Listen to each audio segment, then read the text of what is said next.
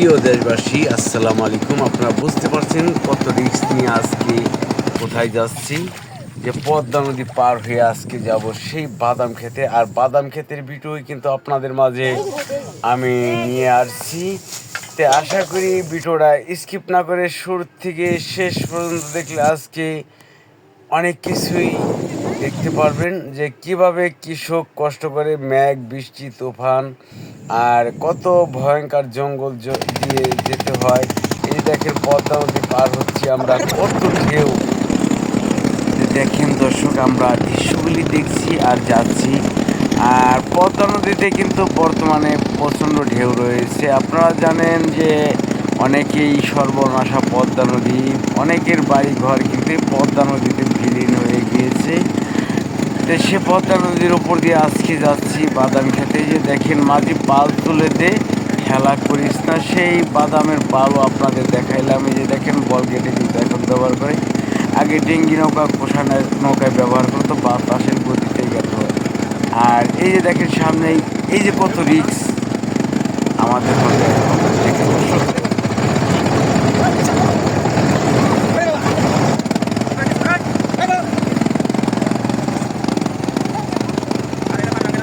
দর্শক দেখেন কত বড় একটি রিক্স নিয়ে আমরা পদ্মা নদী পার করছি। আর বাঁচানের মালিক আল্লাহ তাআলা, আল্লাহ সর্বশক্তিমান। আমরা পদ্মা নদী পার হয়ে আস্তে আস্তে চলে এসে পড়লাম সেই বাদাম ক্ষেতের কাছে, এই যে দ্বীপে। এখন দ্বীপে থেকে আমরা নেমে যাচ্ছি, দেখেন কচুরি, তারপরে পানি পার হয়ে এই যে দেখেন সবাই আমরা কাজে যাচ্ছি এখন বাদাম তোলার জন্য। এই যে দেখেন কারো হাতে ভাত, কারো মাথায় পানি, কারো হাতে ছাতা, এরকম এই যে বন জঙ্গল পার হয়ে আমরা এখন যাচ্ছি কোথায় দেখতে থাকেন, যে বাদাম খেতে। সে বাদাম খেতে চলে আসলাম।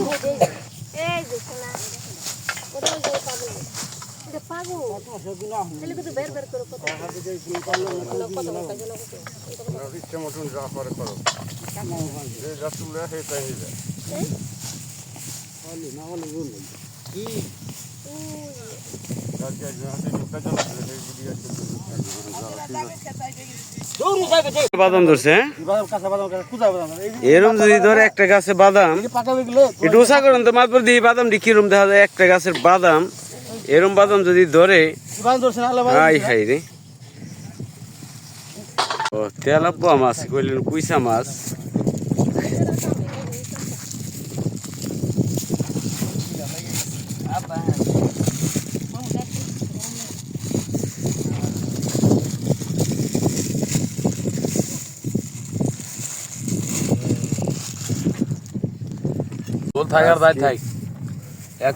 সুন্দর খাবার তেলাপুয়া মাছ, তেলাপুয়া মাছ খাওয়ার মজাই আলাদা। যে রোদ উঠছে এর মধ্যে যদি ভাত না খাই কাজ করা যাবে না দর্শক। এখন বৃষ্টি আইসা পড়ছে আর আমরা কিন্তু সব এখন ওই কাগজের তলে যাব। দেখেন এখানে কোনো বাড়ি ঘর কিছুই নাই।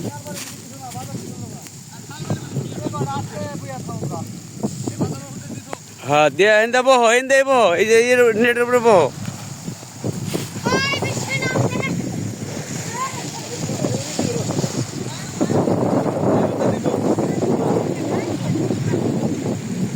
এখন আমরা এটার ভিতরে বসবো। আমরা এসে তাম্বুরার তলে বসলাম। বাদাম আর বাহিরে বৃষ্টি হচ্ছে।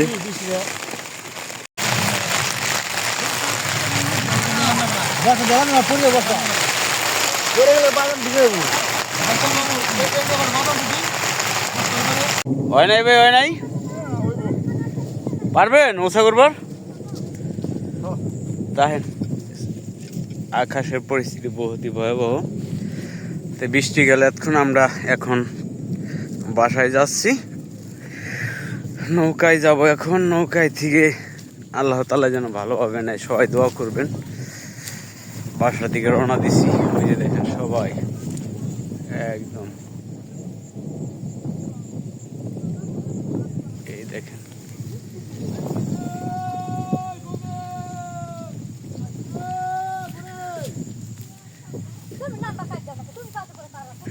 এই বন জঙ্গল পেরিয়ে যেতে হবে নৌকার বগলে,